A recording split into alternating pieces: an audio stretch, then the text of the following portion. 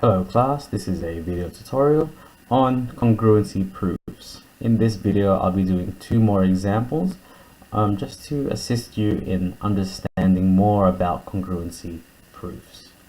So let's get straight into it. Let me just adjust the camera a little bit so we can see a bit better. There we are. Let's see if we make this in focus a little bit more. There we are. Okay, so question 1.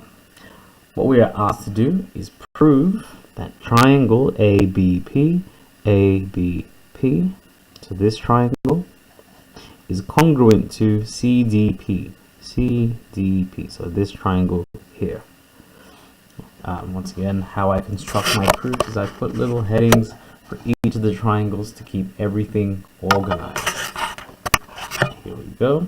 So on the left hand side, I'm going to put triangle ABP, triangle ABP, and on my right hand side, I'm going to put triangle CDP.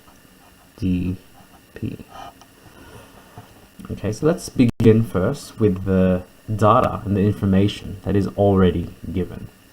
Let's start with this side here. AB is equal to DC because those two dashes say they are equal. So AB is equal to DC. And the reason for that is that we are given that piece of information. Moving right along, we have this angle here, angle ABP, angle ABP is equal to angle, this one here, CDP. So angle CDP, that is also given. Now, at this point, you can do one of two different proofs, angles, sorry. In the previous videos that I've made, you would have seen my immediate ones to go for the easiest, which is the vertically opposite one here. However, actually, you might as well just use that. It's the easier one. So let's say that this angle and this angle are equal because, not just because we drew them, but because we can prove them because they are vertically opposite. So angle APB is equal to angle CPD, and that is because they are vertically opposite. Now take a look here. We have one side, we have an angle, and we have an angle. That is angle, side. And because we have those three, we can prove that triangle ABP is congruent to triangle CDP. And the reason we have for that is angle, side. And that is question A. Let's move on to question B. Prove now that AP is equal to PC. Well, AP is equal to PC is merely because corresponding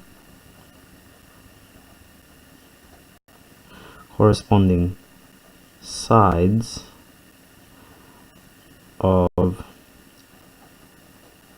congruent triangles. Notice how because these two angles are equal, it must be that this is a flipped image of the triangle above. So it means that these two sides are corresponding to one another in congruent triangles. So that answers that question. Let's move right along in solving question part 2. here we are. So this time we're told the feature is that ABCD, this is a rectangle, and that DE is equal to CE. So the first thing we are tasked to do is prove that AED, so I'm going to label it triangle 1 because there are 3 triangles here, so it's easiest if we can figure out which one we're doing, is congruent to BEC, so triangle 2. We want to prove that those 2 triangles are congruent. Once again, start with our heading, AED, and triangle BEC. Okay, so let's do the very obvious. Feature. DE is equal to CE. That is given information. Now, at this point on, it's going to be very difficult to figure out. But what we can actually do is draw on the features of a rectangle. Because we are told this shape here is a rectangle, so we can use features of the rectangle to construct our proof. Let's take a look here. Since in rectangles, opposite sides are equal, so that means this side must be equal to this side, and this side must be equal to this side. But all we need to use is AD and BC being equal. So let's use that. AD is equal to BC. And the proof for that, it's because opposite sides of rectangles are equal. Okay, so this is a special feature that you need to draw upon whenever you can think of it. So we have a side, another feature we can actually draw on is that because this here is a rectangle, we know that the corner angles of the rectangles are 90 degrees. So because this is 90, that is also 90. So we can say that angle DAE, so this angle here, is equal to CBE, angle CBE. And once again, or we can also say that they're both equal to 90. And then we can just make a summary of this as corner